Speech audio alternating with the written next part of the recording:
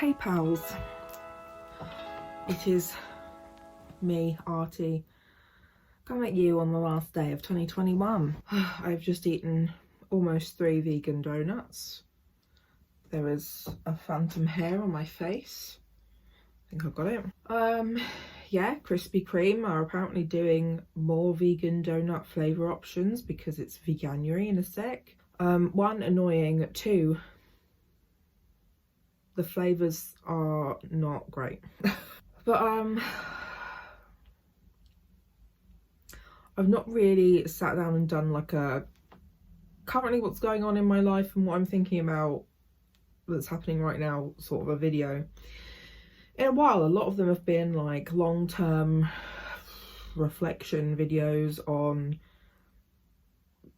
seeing my life from a different point of view. Now I'm a 27-year-old neurodivergent, disabled, queer trans person.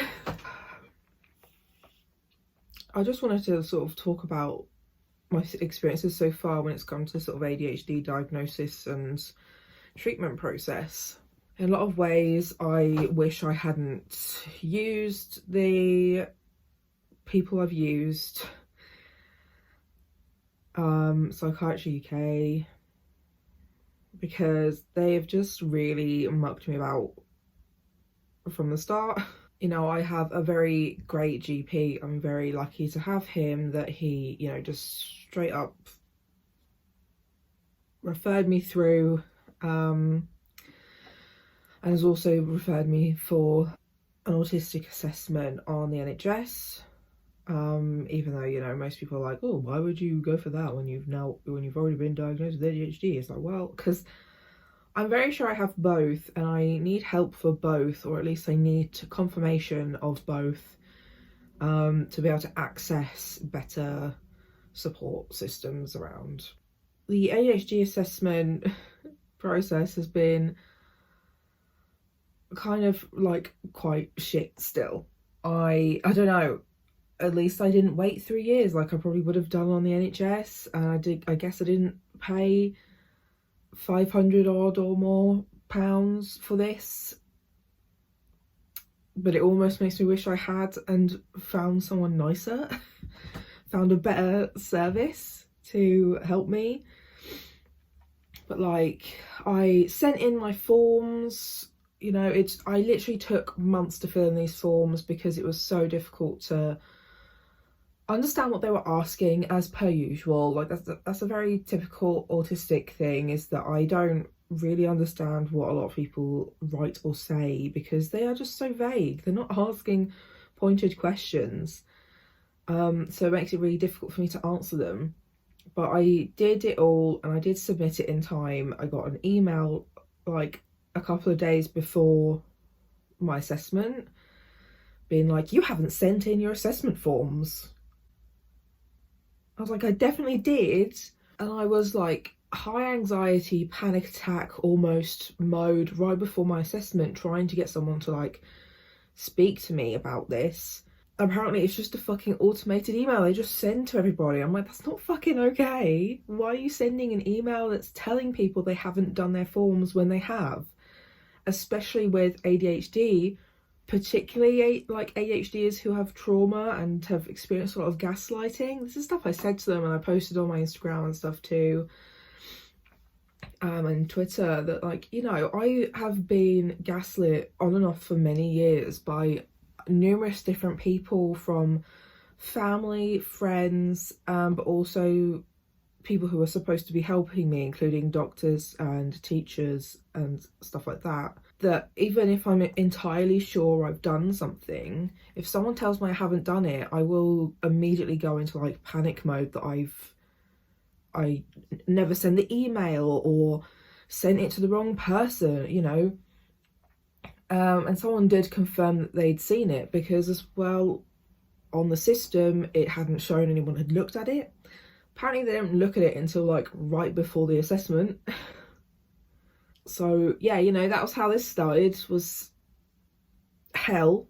And then like the assessment itself was quite a blur because I was just trying to answer my questions. They did say I could refer to the form itself if I wanted to, but I also wanted to try and just add things that were like off the top of my head kind of experiences.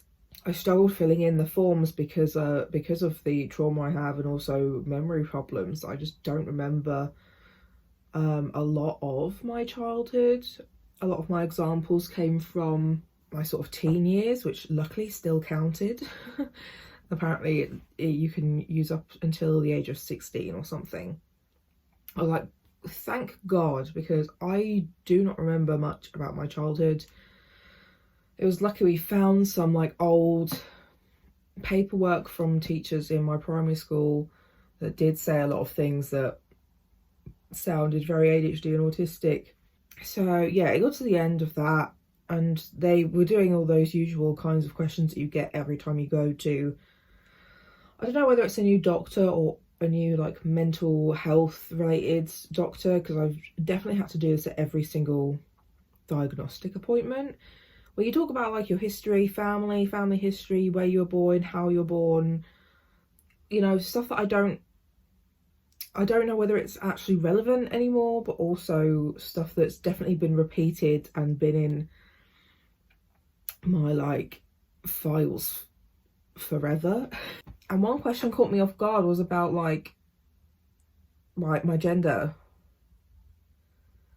And I wasn't expecting this. I don't know what I was expecting. I guess I didn't expect it to be put in the report, but I just answered honestly, where I was like, yeah, you know, I don't really identify with any gender, you know, and I prefer to be spoken to as they, them, but you know, for purposes of making it easier for doctors to understand, just use she, her when writing up this assessment or whatever.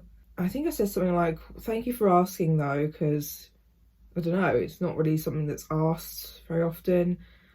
I guess I thought I was in a safe space. That was stupid. And he replied something like, oh well, we have to ask because people get quite upset if we don't. And whilst I was sort of like, wow, that was nice that they asked me about that, you know, that then second part of that response was like, okay, that was weird, wasn't expecting you to say that, but okay. And I'd said like I would personally be more interested in medication when it comes to treatment and therapies, because I've been in and out of the mental health system for like over a decade.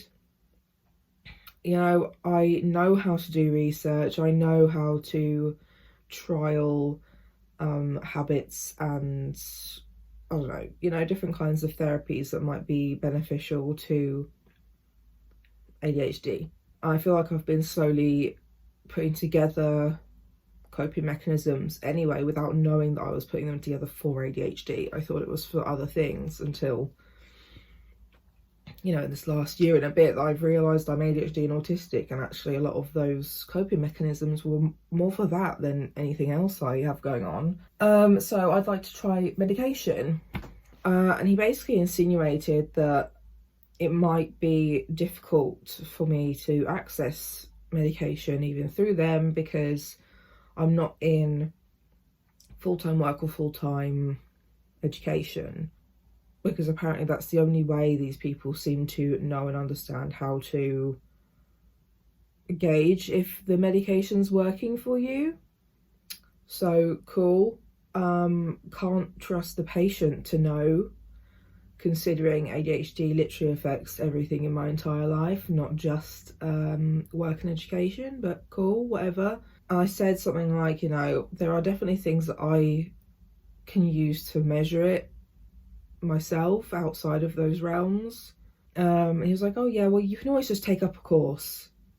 There are so many online courses at the moment. It's like, I don't care if they're online courses. I don't want to just take up a course to prove if my ADHD medication's working. I would rather, if anything, stick to what I'm doing currently to be able to measure if the medication's working on my day-to-day life, which, you know, does include learning things, does include working, with things like my YouTube, like my blog, also my writing and editing work that I do sometimes.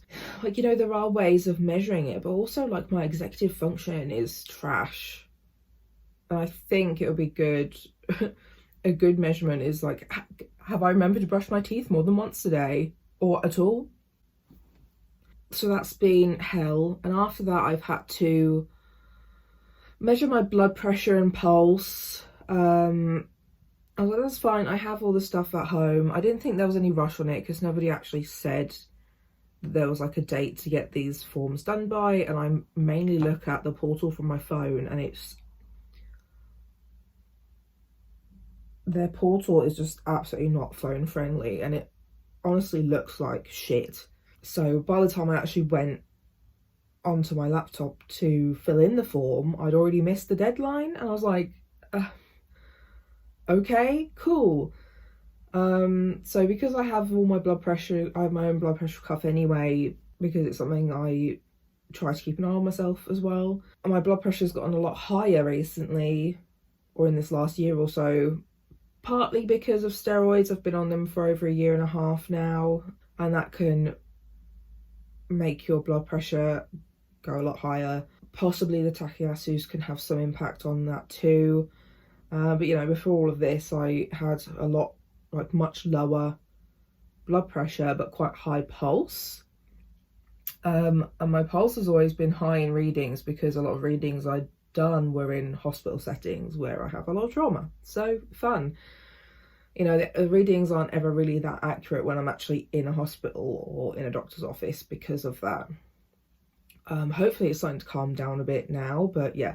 I gave that. I also had to tell them my height and weight. But I also had to know, like, hey, I didn't see that there was a deadline for this form that you sent me twice, because I mainly check the portal via my phone and only use my laptop for the portal when I need to get some stuff done on it, like this form.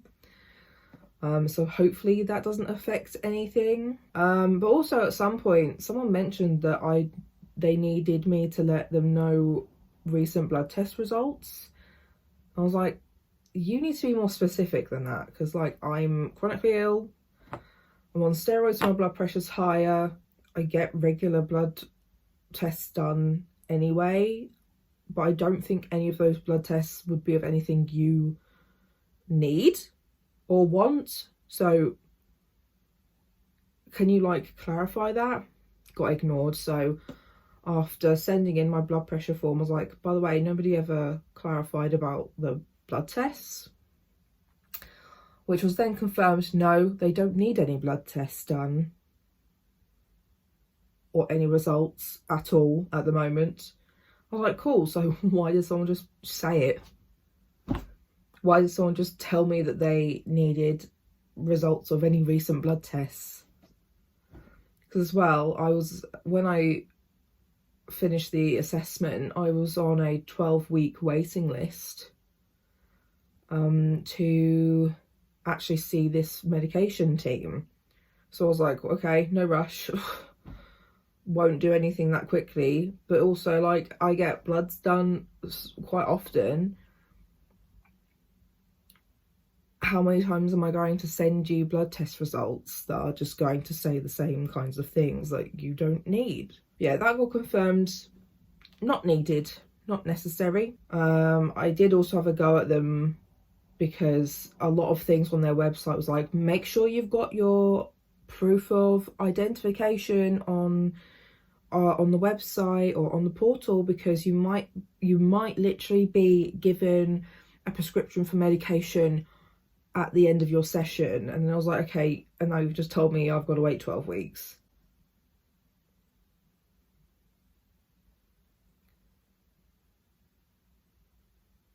Actually, at the time they said 6 months. I don't actually know whether it's between 12 weeks or 6 months. Is that the same thing? What is 12 weeks? That's 3 months, isn't it?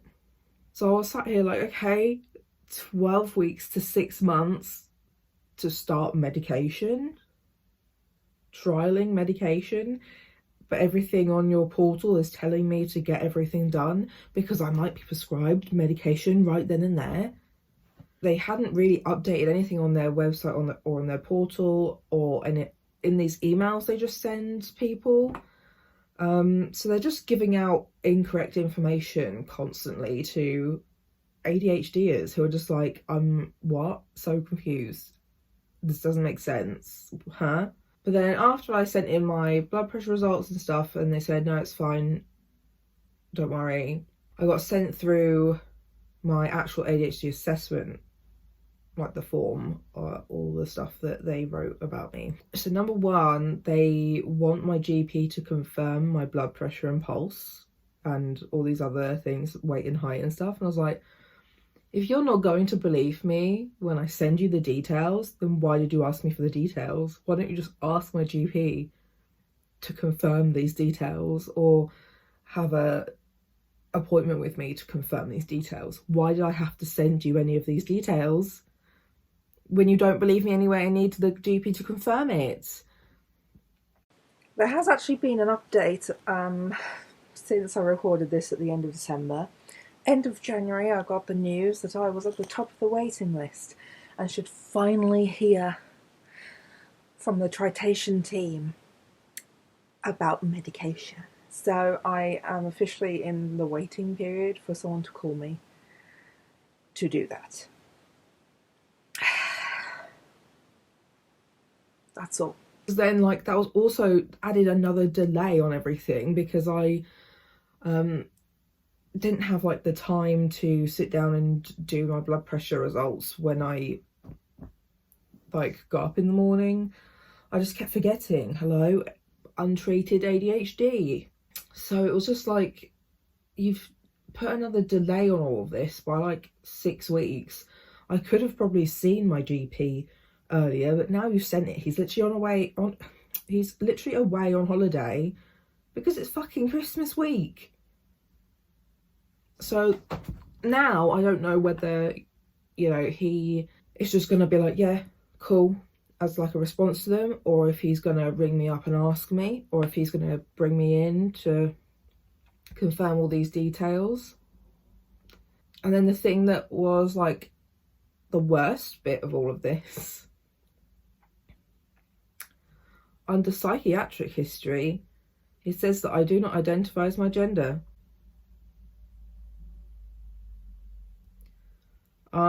Yeah, nobody asked me or warned me that that would be in the assessment form and would go to my medical team and would now be on my NHS system, in my NHS files, where technically anybody can look at them who may be treating me. At minimum, my GP is going to see it.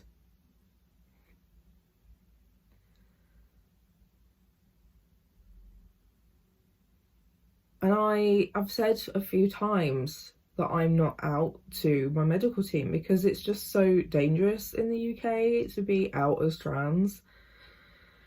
And like, I've talked about it in a few other videos too, of like, you know, I have got some privilege, but also it's not necessarily a privilege that I can just not tell my team that I'm non-binary, because there's no medical reason for them to need to know. Because, you know, I'm not on any hormone therapies or planning on getting any surgeries or anything like that. I don't want or feel the need to change my sex on any documents, blah blah blah, you know, that kind of thing. So yeah, I think as well it was just really aggravating that that was under psychiatric history, because like the next paragraph below was just my general history.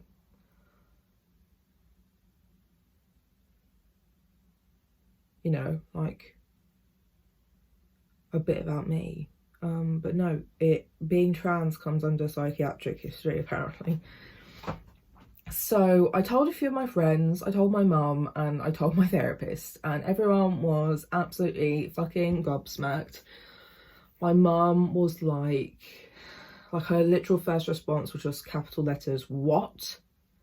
And she said something about like, isn't that unethical? I was like, probably, yeah. You know, there should have been a lot more communication with me in forms of consent to that being passed on to other medical professionals. Something that my therapist has given me in the past before she has written or sent anything to anyone for me, or for me to give to other people of my medical team. She was appalled at both the fact that he'd outed me to my team, but also put that under psychiatric history. And like the main question that most people were giving me was like, what are you gonna do? I'm like, I don't know, mate. I had to realise that, you know, nothing I could do could undo what's just been done. So at minimum, my GP will know, because he has to read that anyway, to be informed on the future care, and to be able to give them what they need from him. And also after a while, the medication will be passed on to him to then just prescribe to me. So like that can't be undone anymore. That's been sent, so that can't be undone. So I feel lucky. I have my GP. I don't feel worried that he will take it badly, or, you know, just be a hidden transphobe. It's just more of the fact that you know, my consent was not brought into it really at all. And I now have to think about, like, I've already been a problem to these people numerous times because they suck. Do I want to be another problem again right now, right before I'm trying to access medication? Also, it's just another thing that will be making my blood pressure worse, because it's just going to make me angry trying to deal with these people again and explain to them why this is fucked up. So, you know, you never know, maybe I'll just write an article about it. Who knows? But yeah, so that was really shitty. So for now, I've decided not to do anything or mention it. I think maybe at the end of my care with them, I will say something. Yeah. And also, another just really stupid thing, they just decided to send me a blood pressure machine. I was like, why are you sending me this? I have one, and I've already told you guys I have one. And they were like, oh, we're the tritation team. We're not passed on that information that you already had one. I was like, okay, well, how am I supposed to know that when you all literally just post under the fucking case notes? I have no idea who is who. But also, you could have just asked. You could have just asked me, or them. You could have asked somebody. So we had to, like, they literally overnighted this fucking blood pressure machine, and we had to try and catch him at the door and be like, we don't need it, take it back. Yeah, so that's like where I'm at with all of that, with the ADHD shit. I'm doing a bunch of stuff at home to try and help reduce my blood pressure overall. I am quite low on steroids now, 3.5 milligrams. I don't know what it is. Yeah, I might make a video down the line of what I did, depending on if it actually helps or works. Or just kind of make a video of things to try, kind of like my hair loss tips video. But you know, this was all starting to happen around Christmas, and I was like, you know what? Fuck you all. Because the main things that they say is, you know, diet and exercise. And bitch, I want to get drunk and eat shitty food because it's Christmas. I'm not about to ruin my Christmas further by not allowing myself to get drunk and eat sugary food. So that is literally why I have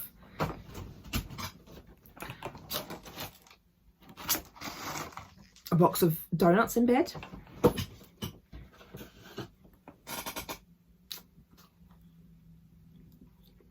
The plain donuts are so good though. Oh. And they're so soft and taste so good. I literally don't know why so many foods are made with milk in, because that does not taste dairy free, babes, but it is. Or vegan, you know, whatever. You know, dairy and egg free. But you know, that's where I'm at with that overall. I'll probably keep updating you on it too, of course. But yeah, I just wanted to try and get back in the swing of doing some videos, even though I'm not going to edit this anytime soon. I hope you've all had a good winter holiday, whatever you did in your winter holiday. I hope everyone had a good New Year. I hope if you celebrate the oh my god, my voice is going weird. I hope if you celebrate the Chinese New Year, you have a great New Year. You know, don't forget to like and comment. Let me know if you've also had these issues when trying to deal with ADHD diagnosis and treatment. You know, am I the only Tran out there dealing with this shit? And subscribe to my channel if you want to see more of me, Artie.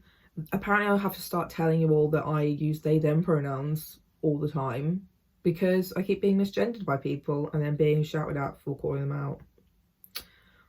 So they them only pronouns, thanks very much.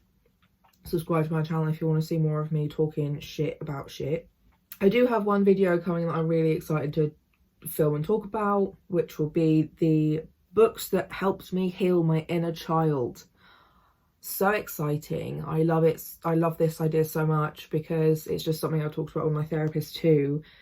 And something I've just realised a lot of books have really made a massive impact on like my inner well-being, and has really made a huge impact on my inner child.